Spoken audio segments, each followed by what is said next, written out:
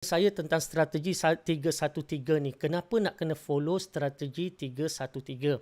Sebab ada yang fikirkan bahawa bila dia lihat kaki di kiri dia dah mula membesar ataupun grow, maka dia mula rasakan kenapa perlu dia letak di kiri? Maka dia terus letak ke kanan. Tak sabar-sabar letak ke kanan, panik letak ke kanan dan tamak membuatkan dia buka ke kanan.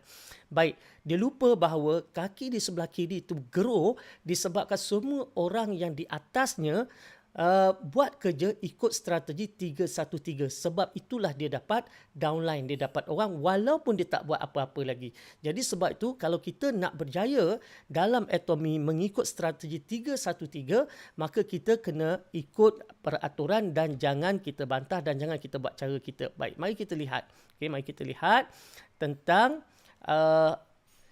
katalah ni sekarang ni upline. Okay, upline. Okay, kalau kita tengok ni, kita ada upline. Okay, ni upline kita kan. Okay, bila upline kita ni, dia akan taja kita. Okay, bila dia dah taja kita, baik, kita pun akan taja orang. Baik, katalah kita ada orang pertama kita nak taja, maka orang pertama kita akan letak ke kiri seperti mana yang saya katakan. Baik, mungkin upline pun dia dah campak orang dah. Mungkin upline dah campak orang kat sini. Jadi kalau orang upline dah campak orang kat sini, kita letak ke kiri, dia akan ke bawah lagi lah. Tapi dalam bab ini, saya cuma nak ceritakan tentang kita sahaja. Baik, kemudian kita ada orang yang kedua. Orang yang kedua juga kita letak di kiri kepada orang yang pertama. Ada orang yang ketiga. Orang yang ketiga ni kita letak di kiri kepada orang yang kedua, orang yang pertama dan di kiri kita. Okey, ni semuanya di kaki kiri kita, betul, left kita. Baik, bila kita ada orang yang keempat, orang yang keempat baru kita pergi ke kanan. Okey, kita pergi ke kanan. Tetapi orang yang kelima kita akan patah ke kiri kepada orang yang keempat. Maknanya orang yang kelima akan jatuh ke kiri. Orang yang keenam juga akan jatuh ke kiri. Bermakna ke kiri kepada orang yang nombor 4. Jangan jatuh ke kanan ya. Jatuh ke kiri. Okey, jadi di sini kiri, di sini juga kiri. Baik, kita telah letak 3 orang di kaki kiri dan kita juga telah letakkan 3 orang di kaki kanan. Bermakna pada asasnya kita telah pun mengikuti peraturan ini. Baik, bagaimana pula apabila orang pertama dia mula taja orang? Orang pertama bila dia mula taja orang, dia akan campak ke bawah. Okey, di kiri dia dulu. Dia tak boleh buka ke kanan. Dia juga kena ikut peraturan yang sama. Orang yang kedua, dia akan campak lagi ke kiri. Orang yang ketiga, dia akan campak lagi jatuh ke kiri. Dan kemudian orang yang keempat baru dia pergi ke kanan. Dan orang yang kelima dia akan pergi ke kiri dia. Sama macam kita buat di sebelah sini tadi. Begitulah dia buat dengan diri dia. Dan orang yang keenam dia akan bawa ke kiri. Baik, bagaimana pula dengan orang yang keempat ni? Apabila dia mula taja orang. Kemana dia nak campak orang pertama? Dia akan campak ke bawah di sini, kiri. Orang yang keenam, ke pertama, orang yang kedua dia. Orang yang ketiga dia juga ke kiri. Dan kemudian barulah orang keempat dia taja ke kanan dan selepas itu orang kelima dia akan pergi ke kiri, orang yang keenam dia akan pergi ke kiri. Lihat, kita buat pattern yang sama, orang yang pertama pun buat pattern yang sama, orang yang keempat pun buat pattern yang sama.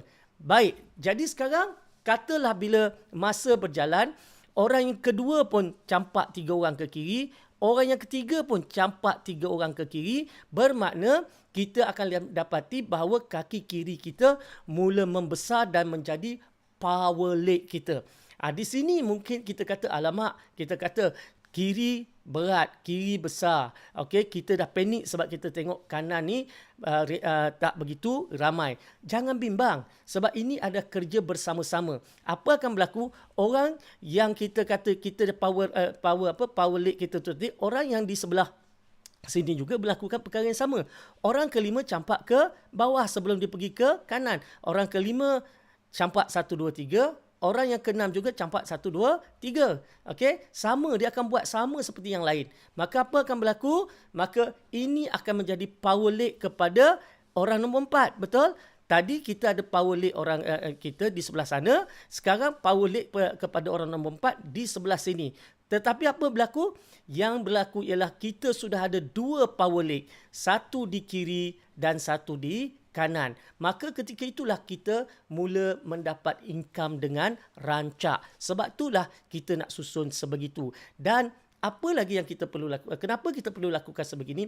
Ini akan mudahkan kerja kita. Kita tak payah nak fikirkan terlalu banyak cabang-cabang di dalam. Itu bukan kerja kita. Dan contohnya, katalah nanti adalah seorang di bawah ni beli 10,000 PV, okey? Dia beli 10,000 PV, maka apa akan berlaku? Semua orang di atas, kata ada 2 kiri kanan beli 10,000 PV barang, semua orang di atas akan dapat 10,000 PV. Okey, semua orang di atas, maknanya semua ni akan dapat 10,000 PV. Bila orang ni beli 10,000 PV, semua ni akan dapat 10,000 PV termasuk kita. Dan kita juga belah sini beli 10,000 PV, semua orang akan dapat 10,000 PV termasuk kita. Malah kita dah dapat 20,000 PV kiri dan kanan, kita ni 20,000 PV. Mana upline kita akan dapat 20,000 PV daripada kita. Kita dapat 10,000 PV kiri, 10,000 PV di kanan. Ini berbeza kalau kita nak buat cara kononnya kita nak adil. Kiri kanan macam ni kita duk letak kan. Apa akan berlaku? Siapa nak jaga 1, 2, 3, 4, 5, 6, 7, 8, 9, 10, 11, 12, 13, 14, 15, 16 kaki kat bawah ni. Siapa nak jaga ni?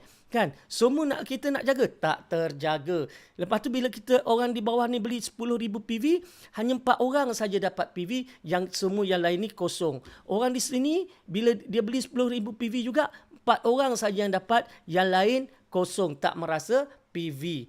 Ini akan membuatkan orang tak rasa seronok. Berbanding dengan cara kita ni tadi, seorang beli dekat bawah, semua orang di atas akan merasa. Seorang beli di bawah, semua orang di atas dapat merasa. Jadi sekurang-kurangnya semua orang ada power leg masing-masing. Okey? InsyaAllah.